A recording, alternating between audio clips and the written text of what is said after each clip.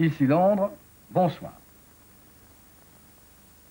When BBC television restarted after the war, it was determined to broaden its horizons in every sense.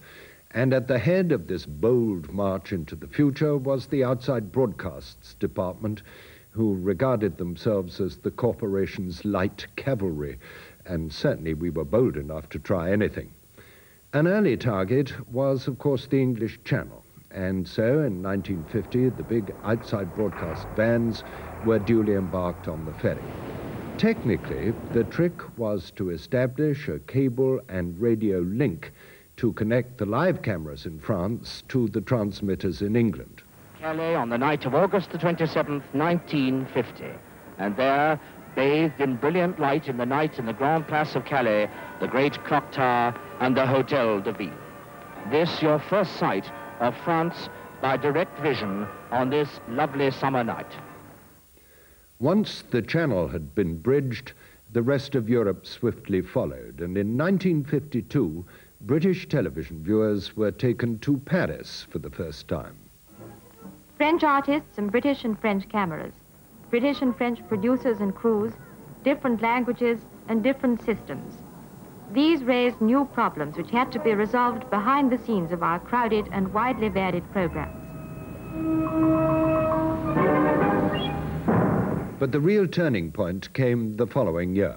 The coronation in 1953 was the ultimate television outside broadcast, and its impact was of immense significance. A year after the Paris programs had been seen in London, television brought to the homes, the shops, and the streets of Paris the story of a day of triumph and rejoicing in London's history.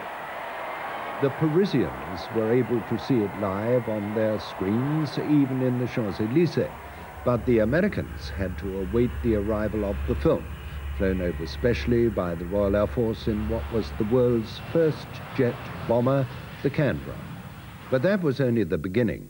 For television to enjoy the worldwide coverage of radio, the technical challenge was of a different order of magnitude.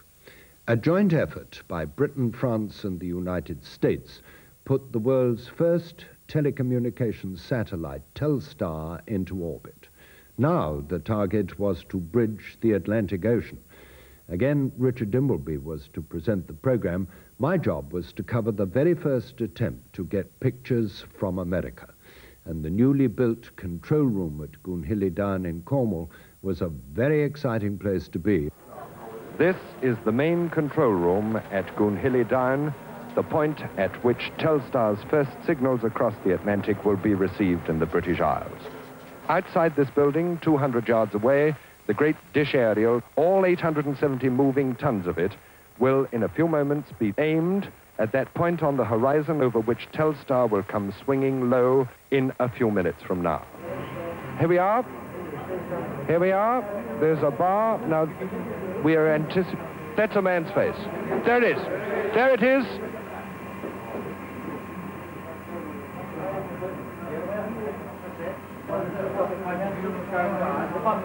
And it's held on the right-hand monitor perhaps a little better than on the left-hand one.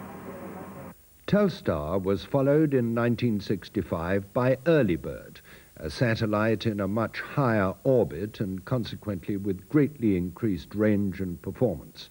Soon, the target was Australia. Here's the satellite.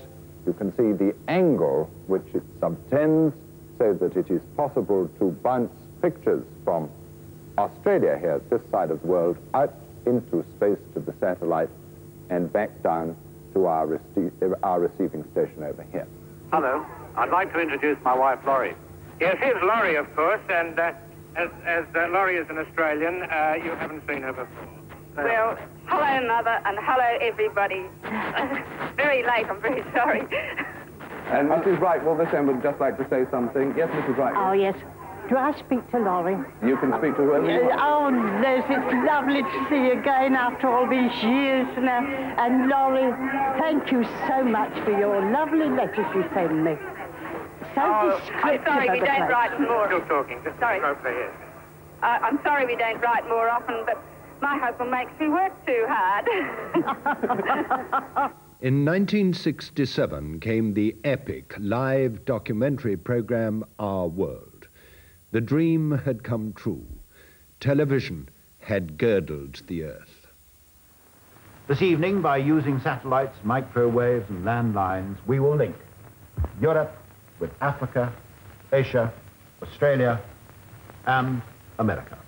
Our world, 5/7 ocean, 2/7 land. 135 sovereign countries, the home of 3,400 million people. And tonight, for the first time, we can see right round our world from sunset to dawn by television. Television stations in 14 countries all round the world have joined up to make one program, this program.